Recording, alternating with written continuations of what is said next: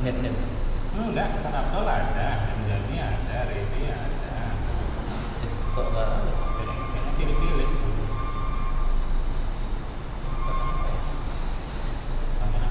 Tertarik ya. Tiba-tiba dari ngabarin jam 7.15, wah nggak bentar lagi anak. Rapatnya tuh. Menyiapkan dari semalam, si Budi next tahunnya jam 7.15. Dari si kelas. Atau rapat SMA? Rapat motivasi.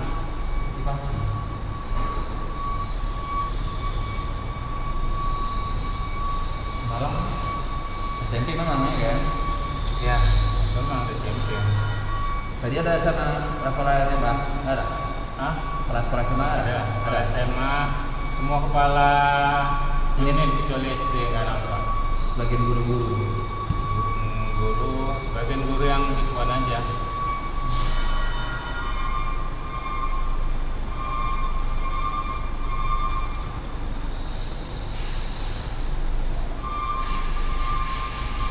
Besok tanggal 14. Hari ini tanggal 12. Besok 13. Sama itu. 13 juga. 13 ya? Iya, 13. Jumat kan? Ya, udah besok.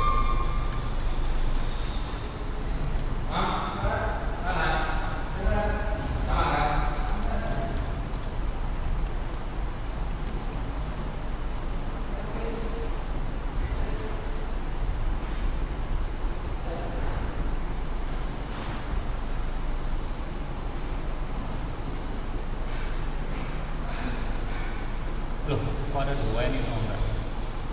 Bisa. Ustaz yang mana nih Ustaz? Kok ada dua nih kayaknya? Ini bukan? Ini apa nih? Itu kayak tanggal 12 Kok ada dua ini? tanggal 12 juga?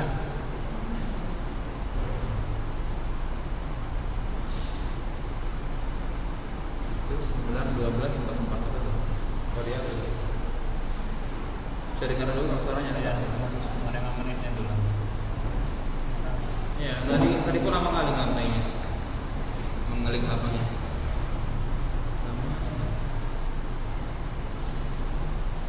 Ini 33, berarti inilah ya. Iya.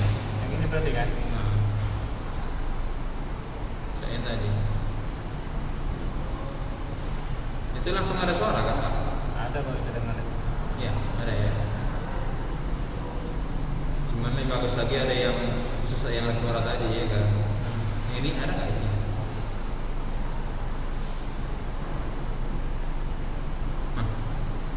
Sama ya. Ini cuma 3 menit. Oh, ya. Nanti ada kesalahan tadi. Kayaknya ada ngapa-ngapain. Itu kok jadi gitu deh ya. Ya. Kopi gitu. Ya, sistemnya lagi rusak nih.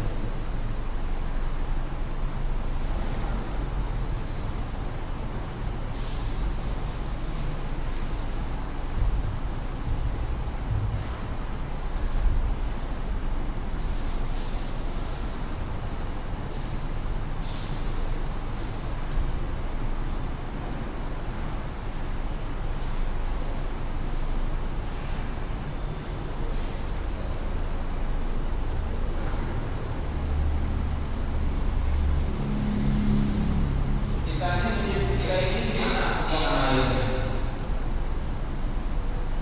Di bawah buat besar gitu. Muat ya tuh. Kadang melimpah. Ini baik. Kalau hujan melimpah, kalau dipakai dia enggak. Kalau untuk nanti ini buat lagi berarti baru. Katanya mau buat lagi. Iya kan. Karena yang baru yang lama kan dibawa ke mandi itu ya. Kan? Ditimbun aja dah. Dapat juga ya kalau tempatnya ada gen air ini. Kota besar. Kita kami nggak ada paret ya. Enggak ada. Atau jadi kayak ada jalannya. Jadi yang tengah itu dia jalan airnya.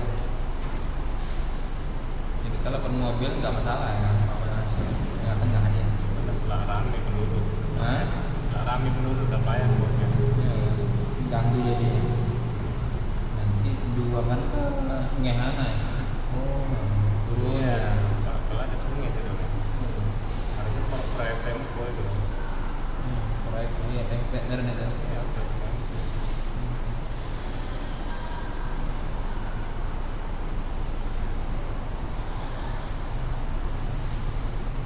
Ini kan kampus sudah delik dua. Delik dua itu dari sana. Mana kawasan Johor ini? Karena Bingung ya. Tempo ini. Kayaknya terserak gitu. Hah? Kita masih Medan ya kan. Ntar lagi JBBC udah arah ke sana udah desa tentang ya kan. Iya.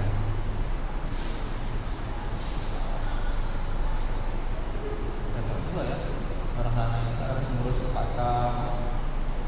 Itu kalau tinggal di sini ya di perbatasan. Terbatas. Makanya kita kan masih alamat apa itu Medan. Iya. Tinggal itu tuh mbak disuruh orang itu juga agak pindah kemari gitu ya diserang nanti capek kali ngurus gitu. Ya. Mau tak mau kan urusan kereta kan harus sepakat. Harus sepakat kan? Ya emang karena pusatnya semua. Paham. Ini kan bukan kayak Medan. Setiap apa ada apanya, kantornya ada. Di sana semua dia.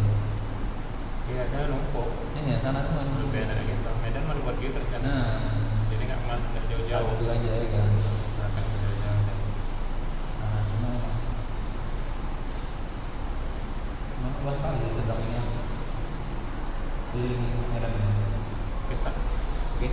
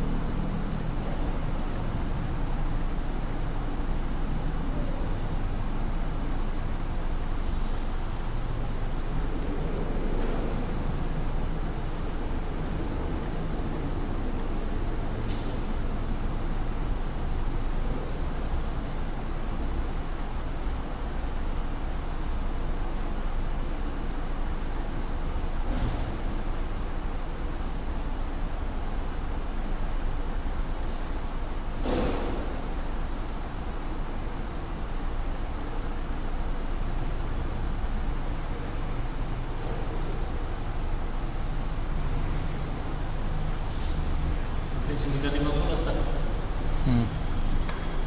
Ya.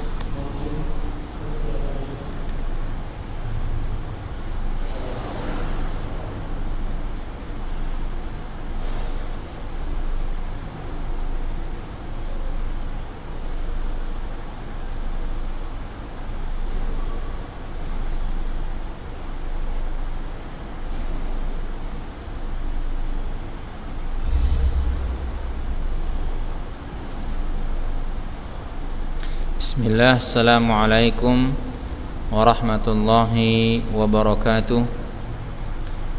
Alhamdulillahi rabbil alamin. Wassalatu wassalamu ala rasulillahi ajma'in. Amma ba'd.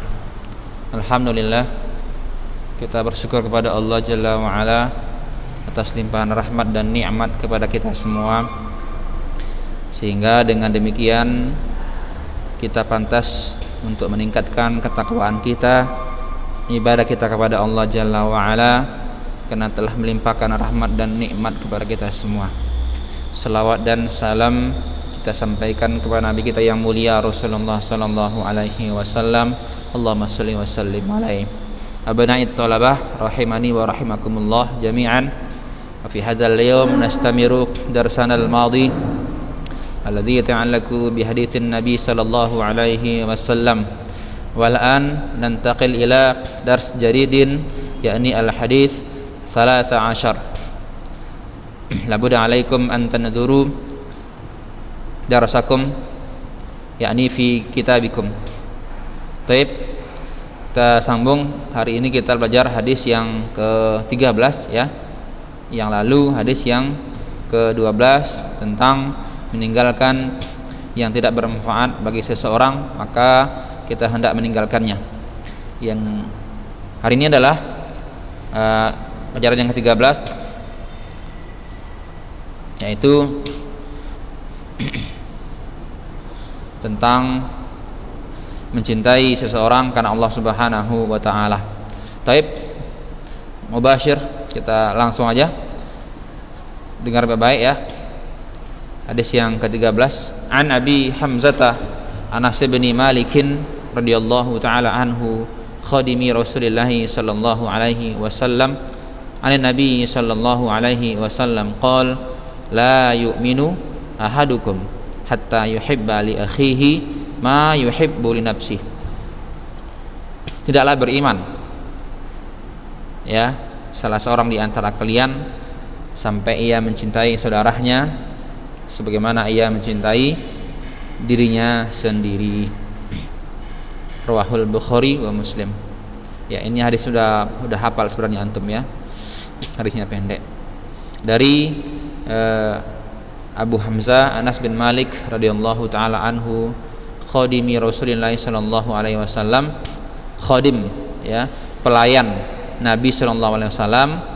Dari Nabi sallallahu alaihi wasallam beliau bersabda, la yu'minu ahadukum, tidaklah beriman salah seorang di antara kalian hatta yuhibba li akhihi, sampai ia mencintai saudaranya ma yuhibbu li nafsi, sebagaimana ia mencintai untuk dirinya sendiri.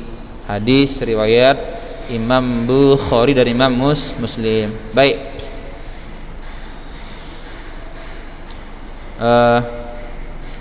sekarang faedah hadis, kandungan hadis yang pertama, seorang mukmin dengan mukmin yang lainnya bagaikan satu jiwa. Jika dia mencintai saudaranya, maka seakan-akan dia mencintai dirinya sendiri. Yang kedua, menjauhkan perbuatan hasad, dengki, dan bahwa hal tersebut bertentangan dengan kesempurnaan iman. Iman dapat bertambah dan berkurang, bertambah dengan ketaatan dan berkurang dengan kemaksiatan. Yang keempat, anjuran untuk menyatukan hati. Ya, tema-tema hadis, menyakiti saudara sama dengan menyakiti diri sendiri. Itu surah ke-49 ayat ke-12. Kemudian ukhuwah Islamiyah surah ke-49 ayat ke-10, surah ke-3 ayat ke-103. Baik, itu sekarang kita lanjut ke hadis ke-14. Ya, kita mau ujian ini ya, jadi harus cepat-cepat. Hadis ke-14, hirmatu damil muslimi wa mata ya uhdar.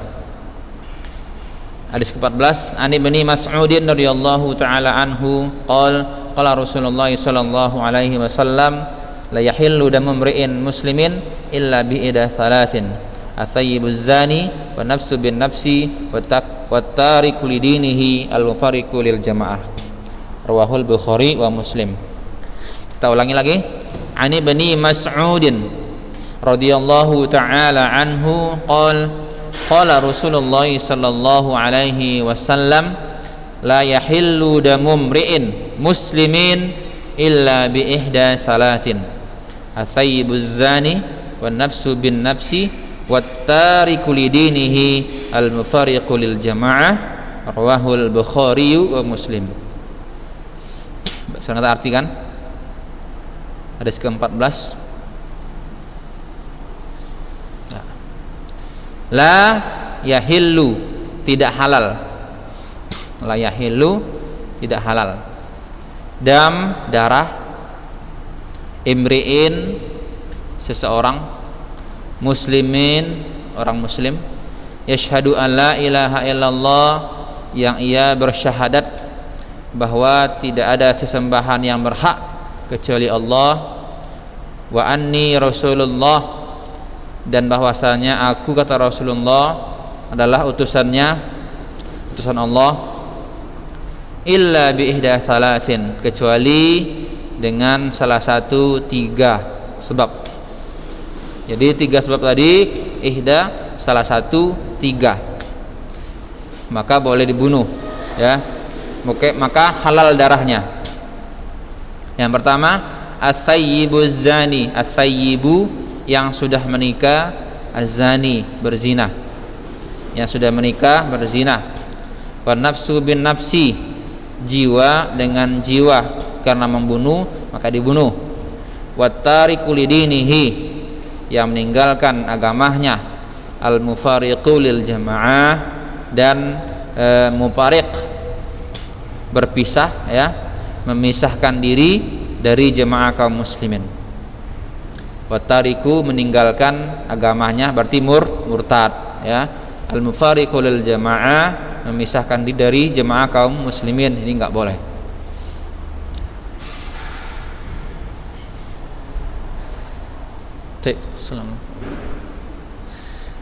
Taib. Kandungan hadis yang pertama, tidak boleh menumpahkan darah kaum muslimin kecuali dengan tiga sebab, yaitu zina, muhson, orang yang sudah menikah, membunuh manusia dengan sengaja dan meninggalkan agamanya atau murtad, berpisah dari jemaah kaum muslimin. Jadi kalau 3 ini berlaku, ya, ada dilakukan, maka dia boleh dibunuh. Kalau zina, muhson, orang yang sudah menikah, ya, itu hukumannya adalah dirojam. Apa? Dirojam. Seperti apa, Ustaz? Yaitu ketika seseorang yang digalihkan paret, ya, untuk dia setengah badan, maka kaum muslimin melemparkan ke dia batu-batu yang sedang, jangan terlalu kecil, jangan terlalu besar. Dilemparkan kepada orang yang berzina itu, ya, dilempar pakai batu, rojam pakai batu sampai dia mati. Nah, itu. Kemudian membunuh manusia, ya, berarti dia membunuh manusia, berarti dia maka hukumnya apa? Membunuh, dibunuh juga, dibunuh. Itu hukumannya. Kemudian murtad. Jadi orang yang murtad itu halal darahnya untuk dibunuh. Makanya orang-orang yang murtad di zaman Abu Bakar, maka Abu Bakar memerintahkan kepada kaum muslimin untuk memerangi orang-orang yang murtad, orang yang tidak bayar zakat. Dan yang berikutnya juga sama, berpisah dari jemaah kaum muslimin, ya. Yang kedua, Islam sangat menjaga kehormatan, nyawa dan agama dengan menjatuhkan hukuman mati kepada mereka yang mengganggunya, seperti dengan melakukan zina, pembunuhan, dan murtad. Jadi orang yang berzina ini pengganggu, orang yang membunuh ini adalah mengganggu, orang murtad adalah mengganggu kaum muslimin, ya. Enggak pantas mereka hidup di dunia ini, ya. Orang yang berzina ini akan mewariskan kejahatan perzinahan, ya. Anak yang lahirkan akan boleh jadi akan berkembang biak, ya, berkembang biak. Walaupun anak itu suci, tetapi karena cara mereka, ya, memiliki anak dengan cara yang haram, maka dikhawatirkan anak tersebut akan mewariskan, ya, mewariskan perbuatan yang tidak baik, ya, walaupun dosa tidak bisa diwariskan, ya. Tapi sebaiknya kita ingin anak yang baik, maka harus dengan cara yang baik. Yang kedua juga itu akan mentradisikan perbuatan zina di kalangan masyarakat. Kalau nggak dihukum, maka akan berlaku lagi. Maka mereka menganggap itu boleh, berzina itu boleh, ya, halal, sebagaimana pernikahan. Kalau ini tidak dilakukan, tidak ada hukuman pembunuhan bagi yang sudah menikah berzina, maka itu akan merajalela yang namanya perzinahan, ya. Kemudian pembunuhan, orang yang membunuh, maka di kalangan kaum muslimin harus dibunuh dia. Kalau tidak, dia akan berbuat kembali atau membunuh kembali. Kalau hanya di penjara, keluar dari penjara, maka dia akan membunuh lagi. Yang ketiga adalah orang yang murtad, ya. Orang yang keluar dari agama, ini juga mengganggu kaum muslimin, ya. Nah, kalau ini tidak dibunuh, maka orang gampang saja untuk pindah-pindah agama, pindah ke Katolik, pindah ke Kristen, pindah ke Islam, suka-suka hatinya aja, kalau nggak ada aturan untuk dibunuh. Yang ketiga, sesungguhnya agama yang disepakati adalah agama yang dipegang oleh jamaah kaum muslimin, maka wajib dijaga dan tidak boleh keluar dari dirinya. Jadi apa yang disepakati kaum muslimin yaitu agama Islam, maka tidak boleh keluar dari Islam. Yang keempat, hukum pidana dalam Islam sangat keras. Hal itu bertujuan untuk mencegah atau preventif dan melindungi. Jadi nampaknya kejam, ya. Padahal nggak kejam. Itu hanyalah untuk mencegah jangan muncul lagi kejahatan yang berikutnya. Yang kelima, pendidikan bagi masyarakat untuk takut kepada Allah Ta'ala dan selalu merasa terawasi olehnya dalam keadaan tersembunyi atau terbuka sebelum dilaksanakannya hukuman. Hadis di atas menunjukkan pentingnya menjaga kehormatan dan kesucian. Yang ketujuh adalah dalam hadis tersebut merupakan ancaman bagi siapa yang membunuh manusia yang diharamkan oleh Allah Ta'ala. Tema hadis, ya, nyawa seorang muslim dilindungi, surah ke-4 ayat ke-93. Hukuman dalam Islam sebagai bentuk perlindungan, surah kedua ayat ke-179. Baik, hadis ke-15. An Abi Hurairah radhiyallahu anhu anna Rasulullah sallallahu alaihi wasallam qala man kana yu'minu billahi wal yawmil akhir falyaqul khairan aw liyasmut wa man kana yu'minu billahi wal yawmil akhir falyukrim jarahu man kana yu'minu billahi wal yawmil akhir falyukrim dhaifah. Rawahul Bukhari wa Muslim.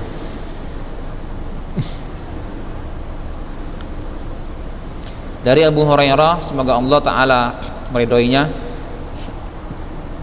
bahwasanya Nabi Sallallahu Alaihi Wasallam bersabda, siapa yang beriman kepada Allah dan hari akhir, maka hendaklah berkata yang baik atau diam.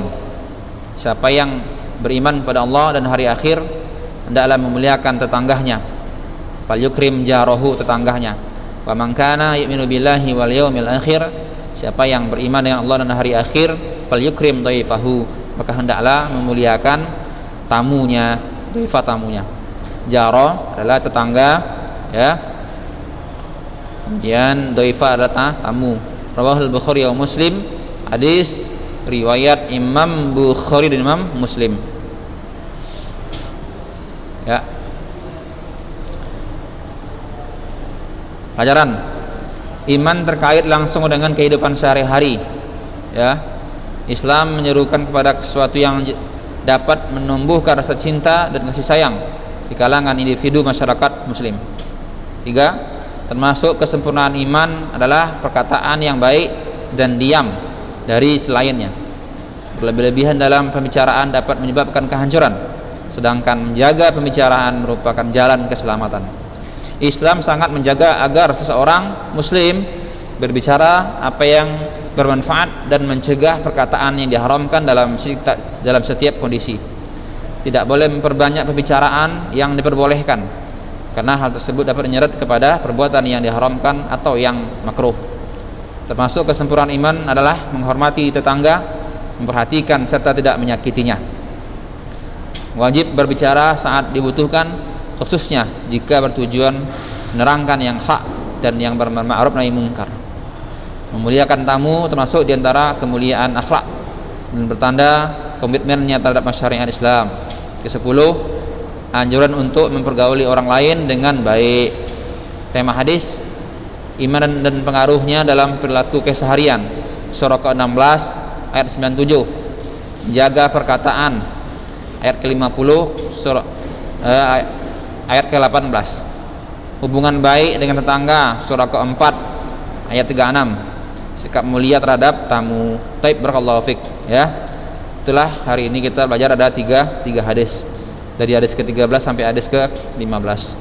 Insyaallah pada pertemuan berikutnya hadis ke-16 ya sampai ke 18 kayak insyaallah. Karena kita mau ujian, jadi memperbanyak hadis kita, hafalan kita.